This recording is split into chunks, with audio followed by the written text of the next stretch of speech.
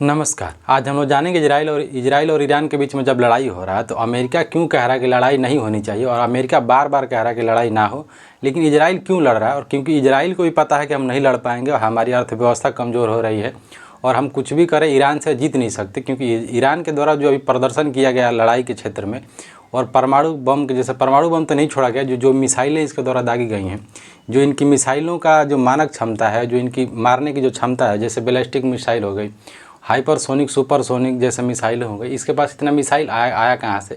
क्योंकि पूरा दुनिया भी हैरान है कि ईरान के पास इतना ज़्यादा ड्रोन टेक्नोलॉजी और इतनी मानक क्षमता वाला मिसाइल आया कहाँ से। क्योंकि इससे कुछ दिन पहले जो इजराइल के द्वारा वार किया गया था, लेकिन उतनी जवाबी कार्रवाई नहीं की गई थी ईरान के द्वारा। लेकिन वर्तमान समय में इजराइल पूर्ण रूप से डरा हुआ है। मेन रीज़न है कि इजराइल के ऊपर है राजनीतिक दबाव, ना केवल इजराइल में है। अगर आप इस बात को सुनेंगे ध्यान से तो आपको समझ में आ जाएगी कि पूरे दुनिया में लड़ाई हो क्यों रही है और क्यों नहीं हो रही है। तो होता है कि इजराइल में जो नेतन्याहू है, इजराइल में होने वाला है इलेक्शन, और इलेक्शन जब भी आता है तो हर पार्टियाँ, हर किसी भी देश की पार्टी हो, उसका मुख्य मुद्दा होता है लड़ाई। और अमेरिका कुछ दिन पहले, अभी 2-3 दिन पहले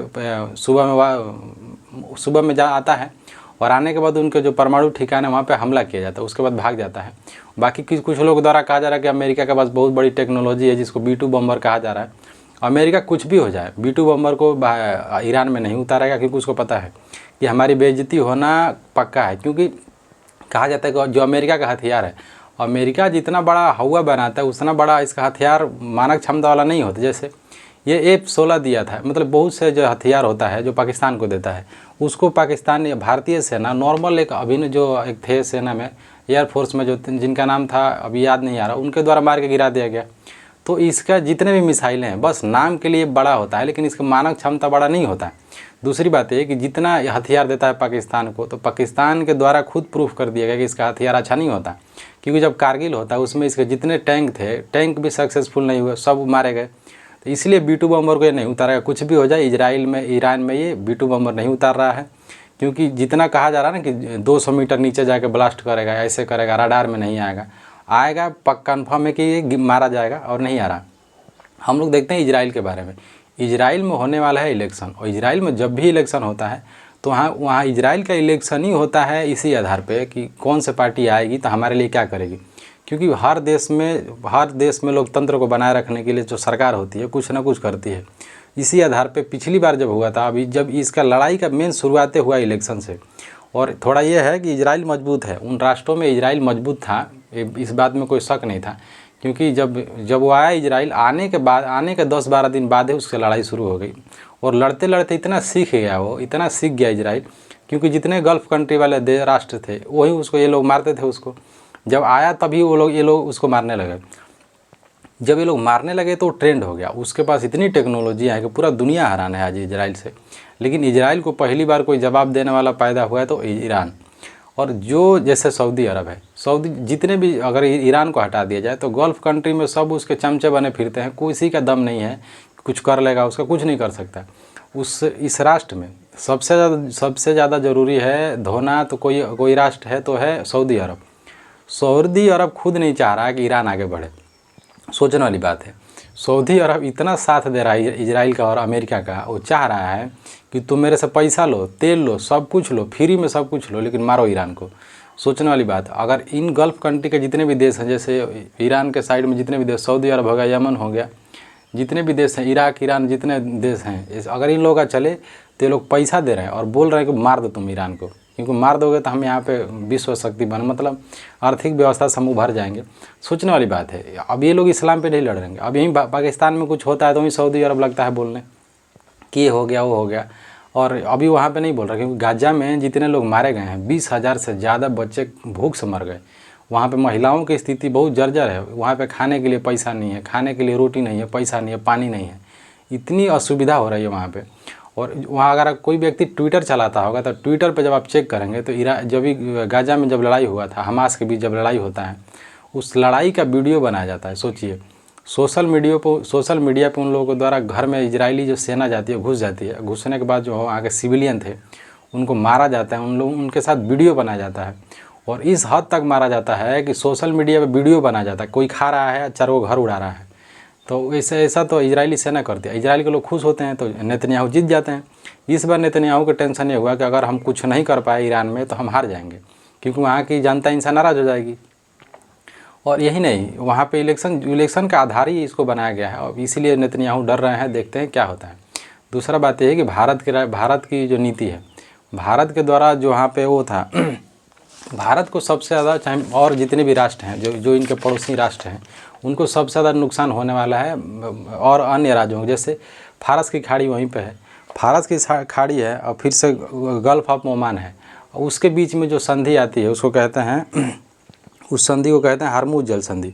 हरमुज जल संधि से सबका व्यापार होता है। तेल का सबसे ज़्यादा निर्यातक मतलब सबसे ज़्यादा कहीं तेल निकाला जाता है तो ईरान से निकाला जाता है, और इराक से निकाला जाता है, और ये कुवैत से भी निकाला जा रहा है। तो तेल अगर वो कह रहा है ईरान कि अगर तुम ज़्यादा लफड़ा करोगे तो जो हरमुज जल संधि इसको हम ब्लॉक करेंगे। जब ये ब्लॉक हो जाएगा तो कितना समस्या होगा, भारत को सबसे ज़्यादा समस्या होगा। जितने भी राष्ट्र हैं, अगर दुनिया का भला ना सोचे तो अपना सोचे तो भारत को कितना नुकसान होगा। तेल मिलेगा नहीं, तेल नहीं मिलेगा तो हमारी सारी अर्थव्यवस्था पेट्रोलियम पे है। यानी नौवहन में अगर देखा जाए तो सारी व्यवस्था पेट्रोलियम से चल रही है। इलेक्ट्रिकल में कितना चल रहा है, 2 से 3% चल रहा है, वो नुकसान होगा। फिर बाद में हमारी जो अन्य जो होता था व्यापार, उससे उसका घाटा होगा। दूसरी बात है कि भारत के द्वारा चाबहार बंदरगाह लिया गया था। ईरान में एक चाबहार बंदरगाह है, उसको लिया गया था क्योंकि उसके ही बगल में रहा कराची के पास है ग्वादर बंदरगाह। तो ग्वादर बंदरगाह था पाकिस्तान का, तो ये भारत लिया था क्योंकि हर राष्ट्र जो भी देश होता है, भारत जो है चाइना का काट में चाइना जब अपना रास्ता ढूंढता है तो भारत भी ढूंढता है। तो चाइना के द्वारा चलाया गया था CPEC यानी चाइना पाकिस्तान इकोनॉमिक कॉरिडोर बनाया गया था। इस कॉरिडोर को तैयार, सोचने वाली कितना बड़ा बात है कि पाकिस्तान से रोड आएगा, पाकिस्तान से रोड होते हुए सीधे पाकिस्तान में आएगा, कहाँ तक, कराची तक। वो बना भी दिया। सोचिए, पाकिस्तान अपना रोड बना दे, मतलब चाइना पाकिस्तान से मिलकर CPEC को बना दिया। भारत में चाबहार बंदरगाह बनाया गया था। योजना लाई जाती है कि जो ईरान है, ईरान का चाबहार बंदरगाह लिया जाएगा, और लेने के बाद इसको बनाया जाएगा कहाँ तक, ये रहा अपना उज्बेकिस्तान तक बनाया जाएगा, वहाँ तक, यानी दुशांबे जो उसकी राजधानी है वहाँ तक बनाया जाएगा, और वहाँ से चाइना को काउंटर किया जाएगा। क्योंकि भारत के जितने आसियान हैं और सार्क में से कुछ ही देश भारत को नहीं देखना चाहते। जैसे हो गया बांग्लादेश हो गया, क्योंकि बांग्लादेश अब भारत के पीछे नहीं है, पाकिस्तान नहीं है, और नेपाल भी नहीं है इस समय, और फिर श्रीलंका नहीं है, म्यांमार नहीं है। बाकी जितने भी राष्ट्र थे भारत के साथ हैं, इस बात में कोई डाउट नहीं है। तो ये बनाया गया था। इस योजना को लाया गया था मोदी जी के द्वारा। जब मोदी जी सरकार में आए थे तो इनके ही समय में इस योजना को लाया गया था, और इस रास्ते को डेवलप किया जाएगा। अब इतना करप्शन और इतना मतलब ये भ्रष्टाचार है इस योजना में कि लगभग 10 साल हो गया, योजना आज तक बन के रेडी नहीं हुई। चाइना बना कर रख दिया।